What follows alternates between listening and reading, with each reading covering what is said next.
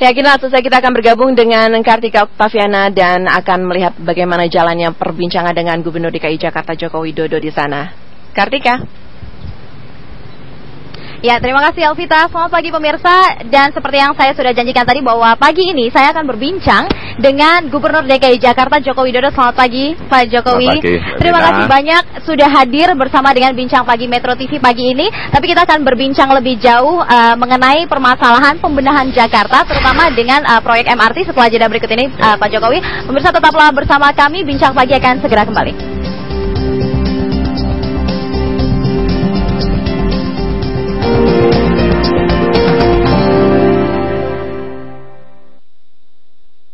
Bakso enak. Oh, bakso! Go bakso! Pengen bakso. Go bakso! Baru ini sudah bakso spesial.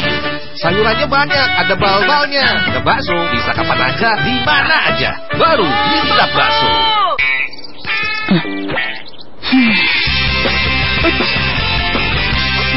Baru Hilo Platinum dengan protein dan kalsium lebih tinggi. Tante, umurnya berapa sih? Beda tipis lah. Hilo, gerak lebih gesit. Ketika korupsi telah menjadi budaya, maka memerangi korupsi tak lagi cukup hanya dengan memeranginya secara hukum. Kita mau ngobrol-ngobrol lebih jauh tentang korupsi, budaya, dan bagaimana ayo bersuara melawannya. Sekarang korupsi mana ada yang bergerak? Hukum tegas, hukuman mati kalau perlu. Belum sepenuhnya diberantas. Banyak kasus-kasus sekarang yang hilang begitu aja. Ayo bersuara, budaya korupsi dan kampanye dangdut. Jam 9 malam ini. Nikmati kemeriahan konser Vienna Philharmonic Orchestra dalam New Year's Day Concert.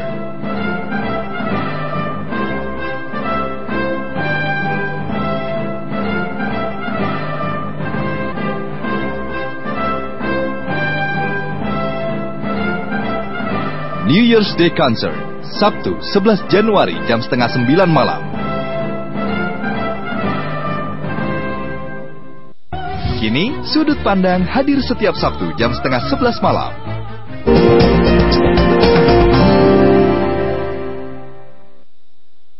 Anda kembali bersama Bincang Pagi pemirsa, dan langsung saja kita mulai bincang-bincang pagi ini. Selamat pagi kembali Pak Jokowi. Pagi. Ini salah satu proyek MRT, satu yang dilakukan adalah dengan penutupan terminal Lebak Bulus. Nah, tapi kemudian seharusnya kemarin dilakukan, kemudian ditunda hari ini, tapi berdasarkan informasi terakhir yang kami terima dari Kadisub, katanya masih dirahasiakan waktunya. Apa yang terjadi sebenarnya Pak Jokowi? Ya, ini sebetulnya kan sudah disampaikan setahun yang lalu sebetulnya bahwa Stadion Lebak Bulus dan Terminal Lebak Bulus ini akan dipakai untuk stasiun besarnya MRT, kereta bawah tanah kita. Itu sudah disampaikan, artinya mestinya PO Bus yang ada di sana, pedagang yang ada di sana, semuanya setahun yang lalu sudah siap-siap gitu. Ini bukan sesuatu yang mendadak. Dan saya kira juga di media, di koran juga tahu semuanya bahwa di sana memang sudah akan dimulai. Tapi ya karena mungkin masih perlu lebih penjelasan lebih detail lagi. Gitu. Nah, kemudian juga ada Pak Jokowi kemarin sempat bertemu dengan belasan perwakilan dari para pekerja dari Terminal Lebak Bulus. Apakah kemudian penundaan yang terjadi karena ada tekanan dari pihak tertentu, Pak? Enggak. Tetap. Jadi Lebak Bulus tetap dikerjakan karena waktu kita ini pendek sekali. Hanya 5 tahun untuk mengerjakan kereta bawah tanah kita ini, MRT kita. Jadi sudah tidak ada mundur-mundur lagi. Ini hanya saya berikan waktu pada Dinas Perhubungan, pada PT MRT untuk menjelaskan kepada mereka secara detail. Karena apapun, setiap pekerjaan besar seperti ini pasti ada yang pro dan kontra, selalu ada ya Pak? Kontra, tetapi menurut saya memang kita tidak bisa mundur lagi. Jadi kalau Bapak bilang, Pak Jokowi bilang tadi bahwa sudah fix waktu penutupannya kapan? Sudah. Kapan itu Pak? Sudah, ya tidak perlu saya sampaikan. Oh sudah. begitu ya, jadi masih tetap dirahasiakan. Kenapa ini Pak? Supaya tidak ada gejolak apa-apa? Ini enggak, kita memang perlu sosialisasi, perlu penjelasan yang lebih dalam kepada mereka. Kemudian kalau bisa saya sudah titip juga untuk mencarikan solusi terbaik bagi yang berada di sana, karena yang ada di Terminal Lebak Bulus itu tidak hanya masalah PO busnya, tidak hanya masalah sopirnya, tidak masalah kenanya, bukan. Di sana masih ada yang namanya kuli panggul juga ya Pak ya. Kuli panggulnya ada, pedagang asongannya ada, pedagang kaki lima ada, caloknya juga ada, ormasnya juga ada, premannya juga ada. Sudah menjadi sebuah komunitas yang sudah berpuluh-puluh tahun kan. Nah ini tentu saja ya ada yang ya 1-2 yang terganggu. Nah artinya kemarin pada saat dialog juga bersama dengan perwakilan dari para pekerja di Lebak Bulus itu ada juga tersampaikan aspirasi mereka, solusi apa yang bisa ditawarkan oleh Pemprov DKI Jakarta? Mereka menginginkan agar terminalnya dipindah tidak terlalu jauh dari Lebak Bulus. Artinya tetap di Jakarta Selatan. Ya, tetap di Jakarta Selatan, tetapi memang pertama problemnya adalah lahannya tidak ada. Yang kedua, memang untuk bis yang antar kota itu memang seharusnya tidak di situ. Seharusnya memang nantinya di Pulau Gebang. Yang ke arah timur, yang di Kalideres yang ke arah barat. Yang sekarang ini PO bis yang ada kita pindahkan ke 3 tempat. Ke barat yang di Kalideres, ke Jawa Barat yang di Kampung Rambutan, yang ke timur di Pulau Gadung. Sementara karena Pulau Gebang belum selesai. Ini saya kira memang ke depan seperti itu. Dan Lebak Bulus ini kan juga tetap untuk angkot tetap di sana. Dalam kota tetap beroperasi ya Pak. Busway-nya tetap di sana. Artinya sebetulnya tidak total dipindah tidak. Tapi kemudian bahwa mereka menyatakan relokasi bukan jadi jawaban atau solusi untuk mereka. Contoh Bapak tadi sempat bilang bahwa ada para pekerjanya juga. Lalu bagaimana Pak solusi yang ditawarkan Pemprov DKI Jakarta? Apakah kemudian mereka beralih ke sejumlah terminal yang memang dialihkan itu atau seperti apa? Ya sebetulnya kita dorong ke sana, tetapi yang disampaikan Pak di sana kan juga sudah ada. Betul. Grup yang lain yang nggak mungkin kami akan bersaing dengan mereka, nanti akan menjadi rame. Betul juga, tetapi sekali lagi pembangunan besar seperti ini pasti ada pro dan kontra, ada yang setuju dan tidak setuju. Saya kira buat saya biasa. Artinya begini, yang paling penting bagaimana mencarikan jalan keluar yang sebaik-baiknya, dan mungkin juga tidak semuanya lah bisa kita solusikan. Artinya apakah sudah sampai titik di mana deadlock atau menurut Bapak belum, solusi yang masih bisa terus dikejar? Masih kita carikan belum. Pak, salah satunya tidak hanya pemindahan terminal, tapi juga yang akan ditutup adalah stadion Lebak Bulus yang juga itu sebenarnya aktif. Nah, bagaimana kemudian? Taruhlah misalnya bahwa penutupan ini menuai juga kontroversi pro dan kontra bagi sejumlah kalangan, misalnya pemerhati olahraga. Bapak tanggapannya seperti apa? Ini pun sebetulnya kan juga sudah lama ya kita sampaikan, dan nanti ini kan juga kita ganti. Nanti ada stadion baru yang di Taman BMB yang tahun ini juga akan dimulai pembangunannya. Kemudian juga tahun ini juga karena kemarin ada masalah di pembebasan tanah, nanti juga ada stadion yang di selatan, di kira-kira di Ulu Jami, di Pesanggerahan. Jadi lokasi sasarannya sudah ada Pak? Sudah ada. Tapi nggak saya sebut di mana karena nanti masih proses pembebasan tanah. Nanti tanahnya harganya jadi naik. Oh gitu ya. Jadi tinggal eksekusi, tapi eksekusinya menunggu waktu ya. Oke, baik Pak Jokowi, tidak hanya satu masalah. Ada permasalahan terminal Lebak Bulus, tapi juga ada masalah lain yang akan timbul seiring dengan berjalannya proyek MRT ini, yaitu kemacetan. Tapi kita akan bahas setelah jeda berikut ini.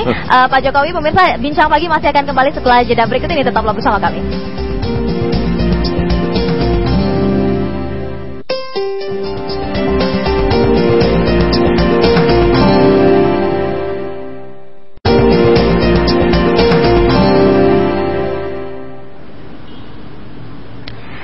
Ya pemirsa, Anda kembali bersama Bincang Pagi, dan pagi ini kami masih memperbincangkan mengenai upaya pembenahan Jakarta, salah satunya dengan pembangunan MRT. Dan pemirsa, memang proyek Mass Rapid Transit atau MRT ini, jalur Lebak Bulus Bundaran HI sudah mulai dilakukan sejak Oktober lalu, pemasangan tiang pancang di lokasi ini. Namun memang sejumlah halte di beberapa koridor busway sudah dibenahi. Berikut gambaran rute proyek yang akan melintasi wilayah-wilayah sibuk di Jakarta.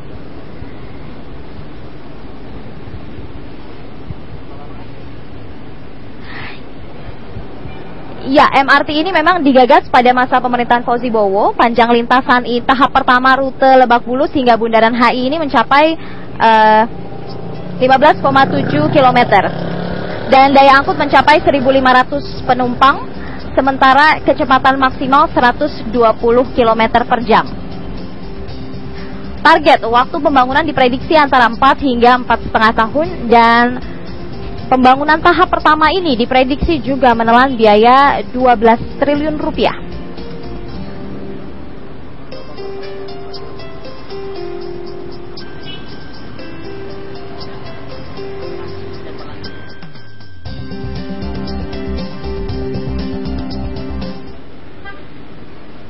Dan pemirsa, langsung saja kembali kita bahas dengan Pak Jokowi, Gubernur DKI Jakarta yang sudah hadir bersama saya di sini. Pak Jokowi, kita lanjutkan bincang-bincangnya, Pak. Kalau kita berada di ini adalah di Dukuh Bawah ya, Pak. Ini direncanakan menjadi terminal terpadu. Bisa dijelaskan seperti apa, Pak, sebenarnya? Iya, ini stasiun akan menjadi stasiun utama ya, MRT, karena ini nanti menjadi pertemuan antara MRT dengan kereta api, dengan busway, dengan monorail. Jadi semuanya akan ketemu di sini. Tetapi semuanya memang berada di bawah, jadi tidak begitu mengganggu yang di atas lah. Pak, kalau kita lihat dalam keseharian saja, Pak, tanpa ada pembangunan ini itu ya, ini macetnya sudah luar biasa, Pak, di sini. Nah, ditambah lagi pembangunan ini mau jadi apa, Pak, macetnya? Itulah problemnya. Ini terlambat 25 tahun. Terlambat 25 tahun, harusnya sudah dimulai dulu-dulu. Kenapa nggak diputuskan dulu-dulu? Nggak dimulai dulu-dulu? Begitu Jakarta sudah padatnya kayak gini, sudah macetnya kayak gini, tidak ada jalan lain kecuali transportasi massal, dan ini yang harus kita putuskan. Dia dengan segala risiko. Saya ngerti bahwa nanti akan terjadi kemacetan di tempat-tempat di mana stasiun itu akan dibangun. Dan warga saya kira nanti juga akan banyak yang komplain, yang mengeluh, yang mungkin memaki-maki gubernurnya. Saya kira itu sudah resiko, tetapi memang karena ini keterlambatan. Hanya memang nanti ada rekayasa lalu lintas, ada pengaturan lalu lintas, tetapi kita harus ngomong apa adanya, tetap akan membuat macet di tempat-tempat di mana pembangunan itu ada. Berarti siap terima resiko untuk diprotes habis-habisan oleh warga Jakarta, itu siap ya, Pak. Tapi kemudian Bapak juga sempat menyebutkan bahwa ada rekayasa lalu lintas. Seperti apa, Pak? Karena kita lihat juga sepertinya jalur-jalur alternatif juga sudah penuh. Bahkan jalur tikus pun sudah penuh dengan mobil-mobil karena volume kendaraan terlalu tinggi. Memang pengalihan yang paling penting, nanti pengalihan. Beberapa titik akan dialihkan. Tetapi memang sekali lagi dialihkan dimanapun, kita ini macet sudah di semua titik, hampir semua titik ini macet. Sekali lagi yang saya sampaikan tadi, memang pembangunan transportasi massal kita ini terlambat 20-25 tahun. Nah, salah satunya, Pak, yang akan dibangun di kalau jalan protokol ini ya, dari Sudirman sampai dari Senayan kemudian sampai Bundaran HI akan subway ya, Pak? Di bawah tanah. Jalur di bawah. Nah, itu teknisnya seperti apa, Pak? Berapa meter di bawah tanah, dan kemudian apakah ini akan mengganggu? Kira-kira antara 40 sampai 60 meter di bawah tanah. Dan nanti memakai tunnel boring. Jadi bornya berada di bawah, ngebor, terus jadi tidak mengganggu yang di atas. Tetapi pada titik-titik tertentu kan, hasil tanah dari pengeboran yang harus dikeluarkan, lain yang tempat nanti akan terganggu di titik-titik itu. Itu yang mungkin akan membuat kepadatan di jalan. Nah, Pak, ini ada hasil riset yang menyatakan bahwa kemacetan di Jakarta ini 40 triliun kerugiannya setahun. Kemudian kalau kemudian pembangunan MRT, ya taruhlah 10% dari total kemacetan itu, berarti totalnya 4 triliun setahun kemacetan akibat MRT. Komentar Anda seperti apa, Pak? Iya, sekali lagi, ini keterlambatan. Kalau tidak terlambat, ya kan, ini sudah dibangun 20 tahun yang lalu. Saya kira juga Jakarta tidak akan macet seperti ini. Karena apa? Nantinya setelah MRT ini dibangun, akan ada kebijakan electronic road pricing. Artinya lewat sebuah jalan harus bayar.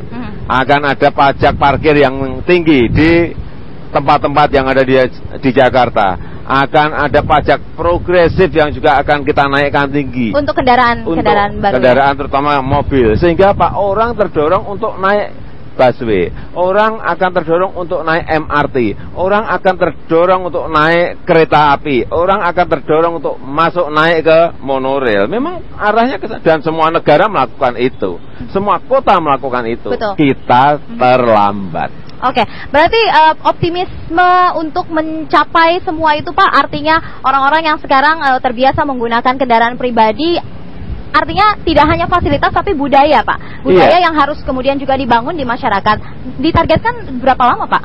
Ya, ini kan sudah kita mulai, seperti kita mengajak untuk ke kantor dengan naik sepeda, ke kantor naik transportasi umum. Ini memulai, karena sebagai contoh di Singapura untuk mengajak warganya menuju ke transportasi massal itu butuh waktu 7 tahun. 7 tahun.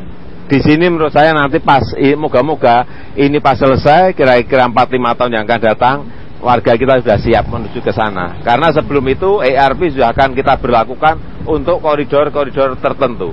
Nantinya juga akan kita ukur lagi, misalnya genap ganjil, misalnya pajak parkir yang tinggi, semuanya akan kita mulai sebelum transportasi massal kita ini selesai. Oke, artinya nanti akan ada kebijakan-kebijakan yang membawa kendaraan pribadi akan jauh lebih mahal dibandingkan memaksa ya? Iya, harus dipaksa, memaksa orang untuk tidak menggunakan mobil. Tapi Pak begini, masalah kemacetan kemudian juga terkait dengan untuk pengerjaan proyek MRT ini ada pemindahan sejumlah halte bus Transjakarta. Iya.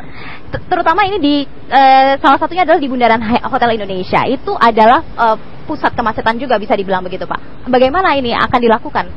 Ya, itu memang resiko-resiko yang harus kita terima karena terlambat membangun tadi ya. Sehingga yang paling penting menurut saya bagaimana mengurangi dampak dari pemindahan-pemindahan, dari pembangunan-pembangunan yang dilakukan dalam rangka menyelesaikan MRT ini, tapi memang tidak ada jalan yang lain. Jadi selama 4-5 tahun ini warga Jakarta harus sabar-sabar begitu Pak? Bukan sabar, memang harus menderita. Harus menderita dulu untuk kemudian jadi lebih baik ya? Sudah bertahun-tahun juga kita semua menderita karena macet kan. Oke, nah ini pasti juga ada... Ya, kita ngomong apa adanya, saya tidak ingin berbicara, enggak kok, ya, yang manis-manis enggak, kita ngomong apa adanya lah.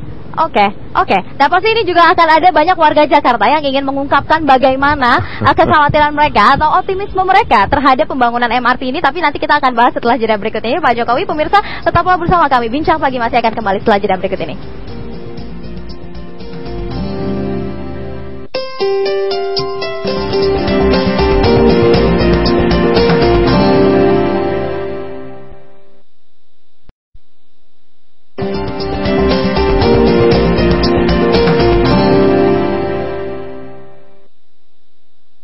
Ini datang lagi 4.000 ya. Tahun ini. Iya, oke, baik. Pemirsa terima kasih. Anda masih bersama dengan Bincang Pagi. Pagi ini saya masih bersama dengan Gubernur DKI Jakarta Joko Widodo untuk membahas mengenai pembenahan Jakarta.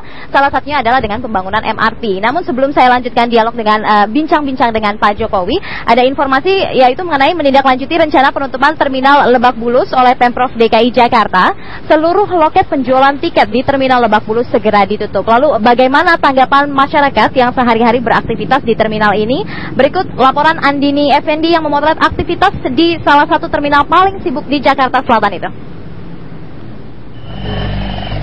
Terminal Lebak Bulus merupakan salah satu terminal tersibuk yang ada di ibu kota. Dan mulai tanggal 7 Januari pukul 00 waktu Indonesia Barat, terminal ini khusus untuk yang antar kota dan antar provinsi akan ditutup dan dialihkan ke Kampung Rambutan dan juga Pulau Gadung untuk tujuan beberapa kota di Pulau Jawa dan juga Bali dan juga Nusa Tenggara. Kemudian juga terminal Kalideres di Jakarta Barat juga akan digunakan sebagai pengalihan dari penutupan terminal Lebak Bulus ini.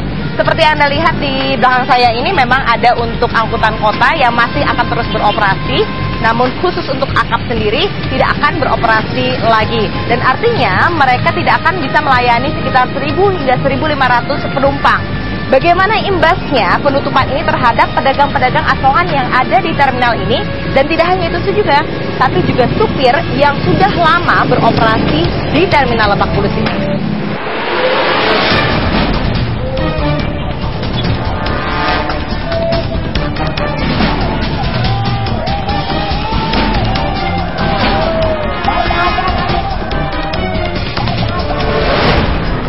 Lokasi ini adalah kantin dari Terminal Lebak Bulus karena memang mereka tidak akan ditutup pada saat penutupan terminal antar kota antar provinsi. Namun dengan ditutupnya terminal khusus antar kota antar provinsi ini, otomatis para penjajah-penjajah warung-warung ini mereka tidak memiliki konsumen. Meskipun angkutan kota masih terus beroperasi, namun diragukan jika penumpang-penumpang itu akan datang ke sini atau untuk berbelanja di sini. Seperti Anda lihat, banyak sekali warung-warung makanan di sini, dan tidak hanya itu, juga ada penjual voucher, kemudian juga ada warung kopi, dan mereka mengaku bahwa mereka mengetahui bahwa terminal akan ditutup, tapi mereka tidak tahu sampai kapan terminal itu akan ditutup. Artinya mereka akan kehilangan konsumen.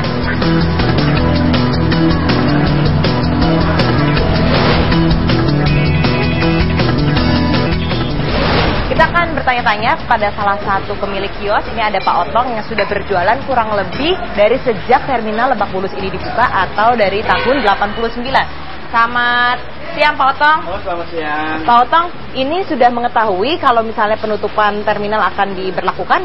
Iya, tahu juga dari televisi, dari koran-koran gitu. Kalau secara langsung pemberitahuan belum. Jadi sama sekali tidak pernah ada pemberitahuan kalau terminal akan ditutup?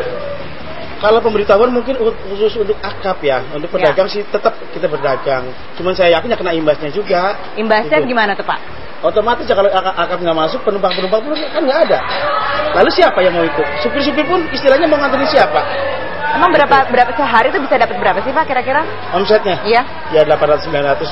800-900 dan itu dari penumpang-penumpang antar kota, antar provinsi. Nah tapi kan ini dibuka nih untuk angkot betul, masih dibuka. Betul. Nah berarti masih tetap bisa beroperasi dong sebenarnya Pak? Itu kan hanya sebagian supir-supir, itu aja. Kalau dari penumpang nggak ada. Secara ini dari masyarakat umum sih mungkin merasa kesulitannya karena selama ini kan Lebak Bulus juga jadi sentralnya, jadi dari Jawa Tengah, Jawa Timur, dari Jawa Barat juga kan sentralnya ke Lebak Bulus. Jadi mungkin kalau dipindahkan dari masyarakat sendiri mungkin kesulitan nanti aksesnya karena kan rencananya mau dipecah ke 3 terminal ya. Mungkin dari masyarakat sih merasa kesulitan aja gitu. Ya sebetulnya seperti saya udah pensiunan ya, agak kejauhan begitu ya. Tapi mungkin solusinya nggak ada lagi ya, mungkin harus ditutup toh gitu ya. Ya kalau itu sudah keputusan dari pemerintah ya gimana lagi tuh Mbak? Nggak apa-apa. Selain pengusaha warung, pedagang asongan, juga ada supir-supir bus akap atau angkutan kota antar provinsi yang beroperasi di Terminal Lebak Bulus ini. Kita akan berbicara dengan salah satu supir bis yang sudah kurang lebih 10 tahun beroperasi di Terminal Lebak Bulus, Bapak Pak Karto kan sudah lama di sini. Setuju nggak Pak kalau dipindahkan nanti ke Pulau Gadung atau ke Kampung Rambutan? Kalau bisa mah saya agak setuju, enakan di sini. Kenapa Pak? Enakan di sini udah ada terminalnya, udah luasa di sini. Kalau Pulau Gadung itu banyak mobilnya, kapan? Di mana naruh mobilnya di Pulau Gadung pun kecil terminalnya. Nah tapi Bapak sudah diberikan informasi, kalau bahkan terminal Lebak Bulus akan ditutup. Iya udah tahu. Sampai kapan nih tahu nggak Pak kira-kira? Tahu beberapa. Nggak tahu sampai kapan. Jadi kalau misalnya Bapak bisa dikasih kesempatan untuk berbicara dengan Pemda DKI nih, kira-kira apa pesan Bapak buat Pemda? Ya kalau bisa jangan dipindahin ya, di sini saya mah. Nah Pak Karto ini adalah salah satu supir dari sekitar ada 200-an bis dari 80 perusahaan bis yang beroperasi di Terminal Lebak Bulus, Jakarta Selatan ini. Dan rencananya memang terminal ini nantinya akan dibangun stasiun MRT atau Mass Rapid Transit System yang akan menghubungkan antara Lebak Bulus hingga Bundaran HI, dan diperkirakan akan bisa digunakan keseluruhan terminal-terminal itu, di mana nanti terminalnya di sini adalah terminal layang seperti layaknya nanti di Fatmawati, kemudian di Blok A di Singamaraja itu adalah nanti terminal yang bentuknya layang, dan ada juga di Sudirman yang nanti bentuknya adalah di bawah tanah, dan keseluruhannya diperkirakan akan bisa digunakan pada tahun 2018. Dari Lebak Bulus, Jakarta Selatan, Andi Effendi, Eka Orianto, Metro TV.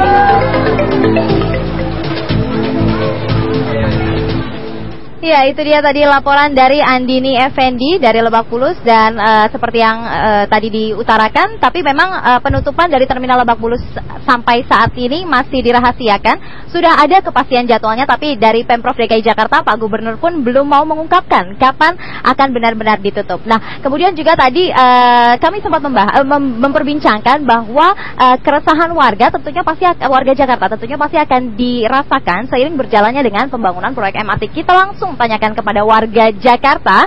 Sudah ada 2 orang yang bersama saya. Selamat pagi, Pak Mamat ya. Selamat pagi Pak Mamat dan Mas Vicky ya. Oke, baik. Nah, ini ketemu dengan Pak Gubernur langsung. Silahkan mengungkapkan aspirasinya apa. Oke, salaman dulu. Oke, Pak Mamat mungkin silahkan. Saya mau nanya nih Pak, Jakarta ini macet terus. Yang kedua, pemindahan Lebak Bulus kenapa nggak jadi?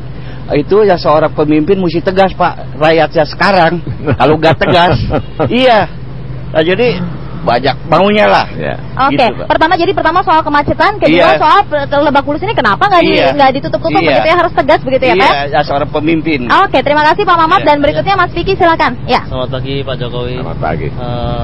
Kira-kira kalau dengan proyek MRT ini, itu yang pernah saya dengar ada namanya proyek ini ya, monorail Pak ya.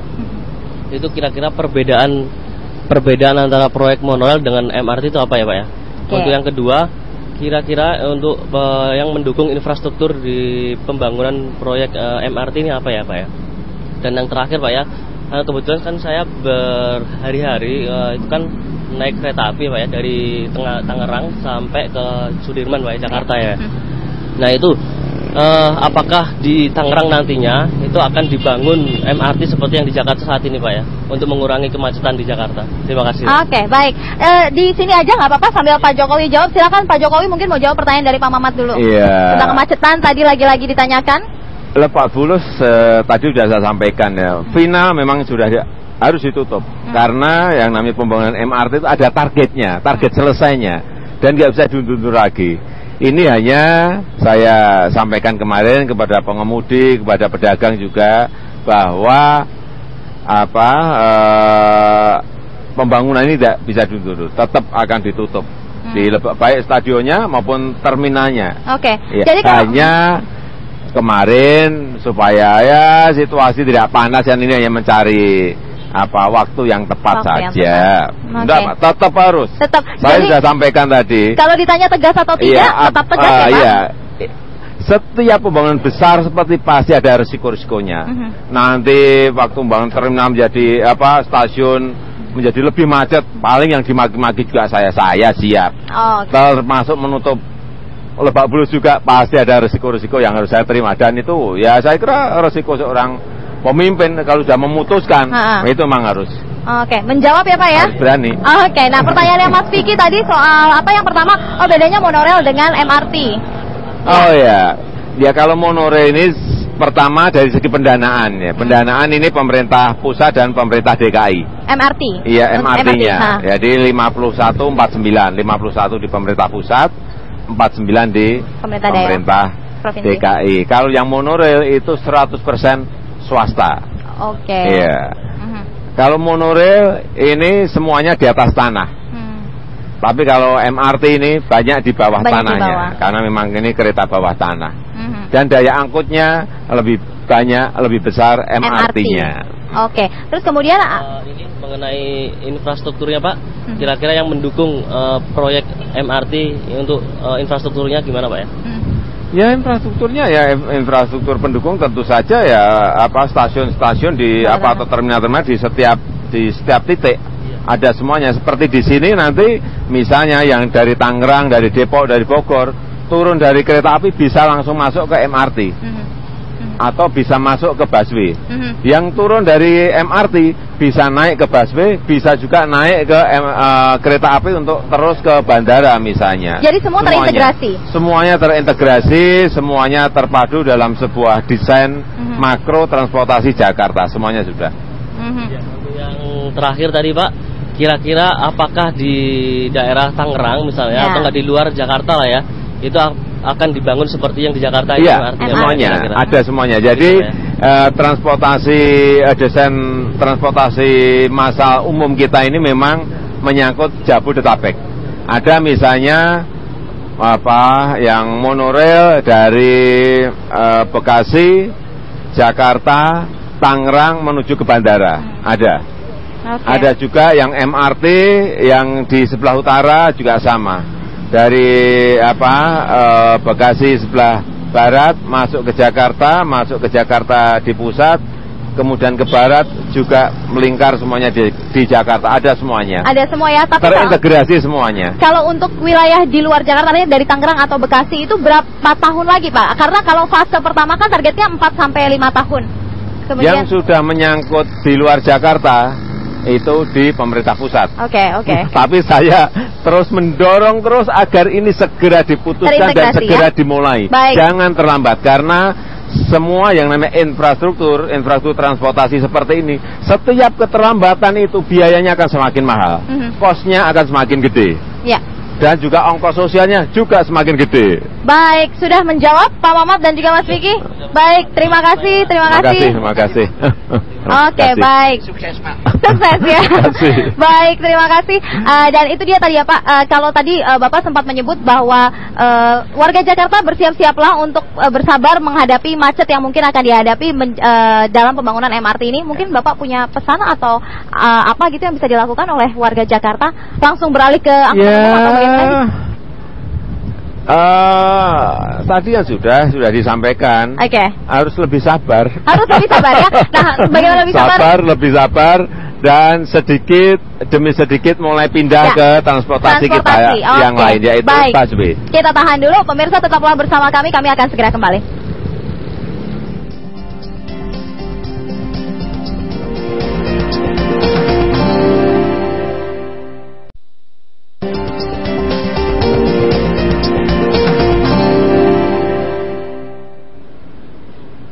Anda kembali bersama Bincang Pagi pemirsa, dan saya masih bersama dengan Gubernur DKI Jakarta Joko Widodo. Pak Jokowi, tadi Bapak sudah menjelaskan bahwa target untuk pembangunan MRT sampai selesai dan kemudian bisa dinikmati masyarakat adalah 5 tahun. Ini sudah termasuk fase 1 dan fase 2, Pak? Ya, yang tahun ini yang untuk HI ke Kampung Bandan juga segera desainnya akan diselesaikan dan kerjasamanya juga kontraknya akan ditandatangani dan juga segera akan dimulai, sehingga nanti 2017, 2018 itu sudah pada posisi selesai semuanya. Oke, Pak, pertanyaannya kemudian adalah ini memakan waktu mungkin sekitar 4 sampai 5 tahun seperti yang tadi sudah dijabarkan. Tapi kalau dalam perjalanannya kemudian Bapak dicalonkan untuk capres begitu Pak, dan kemudian harus meninggalkan proyek ini, seperti apa Pak? Proyek ini sudah dimulai, proyek ini sudah berjalan. Ya sudah berjalan. Sudah berjalan. Ya sudah. Kontraknya sudah kok. Kontraknya sudah ditandatangani semuanya. Sudah berjalan, sudah. Ini kan keputusan politik yang nggak dari dulu, nggak dimulai-mulai. Kalau sudah dimulai, kontraknya sudah ditandatangani, duitnya juga sudah ada. Apalagi mau dibicarakan. Tapi berarti artinya kalau Bapak kemudian mencalonkan diri jadi presiden begitu Pak, tidak apa-apa, ini bisa berjalan begitu saja. Tadi kan sudah saya sampaikan, kontraknya sudah ditandatangani, uangnya sudah ada. Sehingga ya ini tetap sudah berjalan. Tapi Pak, kalau misalnya Pak kemudian Bapak capres begitu ya Pak, yang mengawal ini supaya berjalan sesuai dengan koridornya yang ada begitu Pak, yang memastikan kalau Bapak tidak ada di tempat begitu Pak, tidak di posisi sekarang di Gubernur? Yang mengawal ya masyarakat Jakarta, warga Jakarta dan masyarakat Jabodetabek, masyarakat Indonesia semuanya ngawal udah dimulai ya, kok. Oke, jadi kalaupun kemudian Pak Jokowi ada beda kalau kontrak tapi duitnya nggak ada. Sudah kontrak semuanya, duitnya sudah ada, anggarannya sudah ada, sudah dimulai kok. Mau berhenti itu alasannya apa lagi? Jadi benar ya Pak, kalau misalnya dicapreskan begitu, semua baik-baik saja begitu ya Pak? Ini sudah dimulai. Oke, baik Pak. Ini saya menggali jawaban apakah Bapak mau dicapreskan atau enggak sebenarnya. Oke, baik, terima kasih banyak Pak Jokowi atas bincang-bincangnya pagi ini. Terima kasih sudah hadir di sini. Dan pemirsa, Bincang Pagi masih akan dilanjutkan oleh rekan saya Elvita Khairani. Saya kembalikan ke Metro TV. Ya, terima kasih Kartika Oktaviana. Itu tadi perbincangan saya ke Kartika dengan Gubernur DKI Jakarta Joko Widodo. Sebelum kita melanjutkan Bincang Pagi, kita harus jeda terlebih dahulu. Kami masih akan kembali saat lagi.